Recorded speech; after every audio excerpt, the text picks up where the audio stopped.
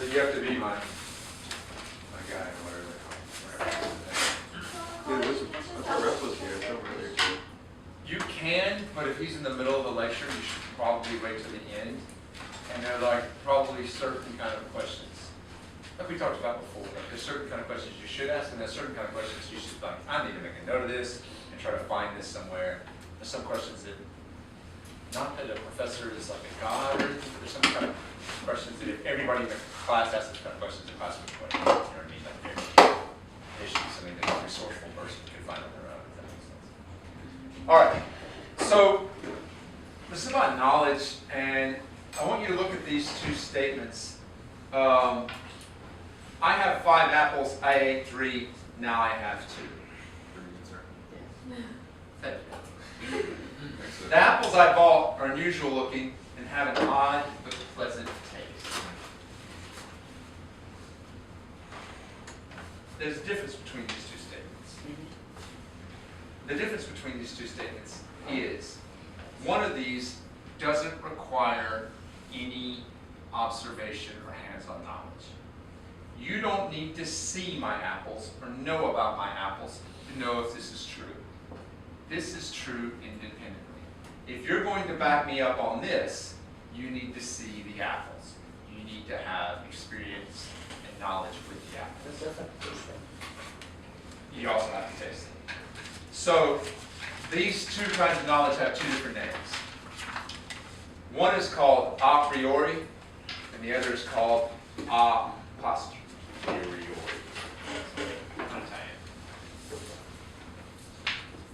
What section is it? It's the second.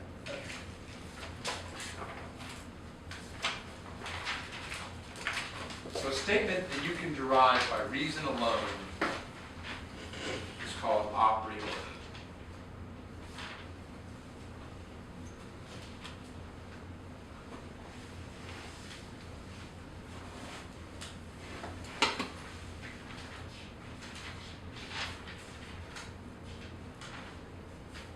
When I went to college, it was this statement that I saw more, and this statement that I saw less, but it's good enough.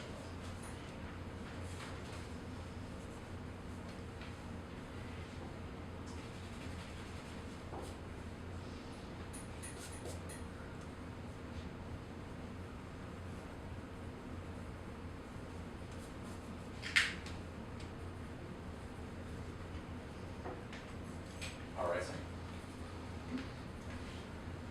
So, in an argument, I've got 2 different things going on. We'll be talking about fallacies, and a fallacy is basically a mistake in an argument. But you shouldn't make the mistake of confusing a true argument with a sound argument. An argument can be logically sound, but untrue. And I can make an argument poorly, but still be correct. I can argue that my apples are red and use all kinds of fallacies and all kinds of slips in logic, but I still have red apples and I'm still saying the truth. But a good argument, if you're trying to really express yourself, obviously should not have fallacies if at all possible. If you do have fallacies, you need to be using them intentionally. More than likely for evil purposes. All right, good. So, honestly, of the things that I have studied in rhetoric and stuff like that, knowing the fallacies has been one of the things that has had the biggest impact on me outside of school. Like just knowing when people are doing things and being able to name it has been a huge thing for me just in life, just in commercials, just in listening to people argue and knowing, not just like something seems amiss with that, but being able to name it and label it in my mind. I don't do it out loud a lot, but in my mind. So this goes beyond the scope of the AP test to me. This is something that like adds value to life. So fallacies are mistakes in arguments. You guys have looked at some of them a little bit already, and we'll go over what I consider some of the main ones, and also some of the ones that are also a little bit harder to spot. So one of the biggest ones is called ad hominem, and that refers to someone who, in an argument, who attacks the person making the argument rather than the message itself. And I see this all the time with kids. You don't know what you're talking about, you're just weird. And it doesn't really deal directly with the message. Obviously, in political ads, you'll see this a lot as well. Hasty generalization is when there's not enough evidence for the conclusion. A big example for this is I went to Taco Bell, tried the cheesy beefy melt, and I realized I don't like Mexican food. All right? This is not enough to draw the conclusion that you don't like Mexican food. One cheesy beefy melt does not represent Mexican food. But some would say it doesn't at all. Though I do notice that the price, back up, I do notice that the price is very fair.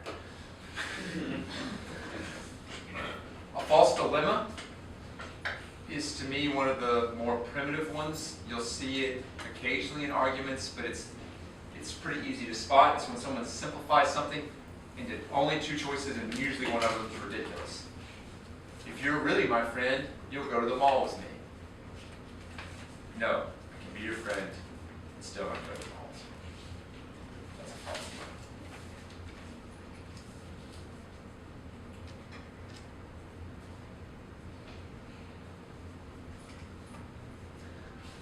Begging the question is one of the more frequent ones. I think I consider sort of higher order because it's a little more subtle, it's used a little bit more often in my opinion, and it's harder to spot. Some of these others is very easy to see when this is being done. Begging the question is a little bit more difficult sometimes. It's when someone's using a premise in their argument that is itself unproven.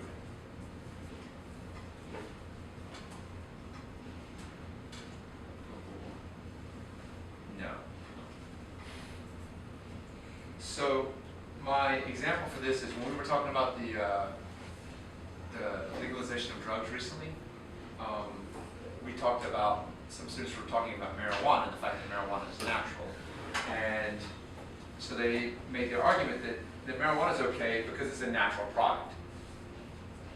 The problem with that argument is there's nothing that's shown that things that are natural are necessarily good for you. So making that argument is to some degree begging the question. This is a very natural thing. It occurs in nature. It is not good for you. It is very poisonous. Don't eat frogs. The straw man is another one. It's a little bit easier to spot, but it's still pretty something you see pretty frequently. Especially seems like in verbal arguments. Oh, we exist there. Yes, basically I take your argument, I inflate it or make it a little bit more ridiculous, and then I attack that because it's easier to attack.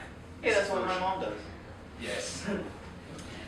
Be careful about calling your parents on fallacies. I can't promise they won't get you. So my example is when someone says, equates cutting military spending with not protecting the troops. I can't believe you want to cut military spending. These troops are going to be out here in the field, they're not going to have what they need. Why don't you care about the troops? I can care about the troops and still think that the budget is inflated. Those two are not the same thing. So you misrepresented my attack. The you don't care about troops attack is much easier to take the legs out from underneath. Please enjoy this picture of this war. So the trick is, especially as you look at more and more, sometimes some of these fallacies overlap, and that's okay.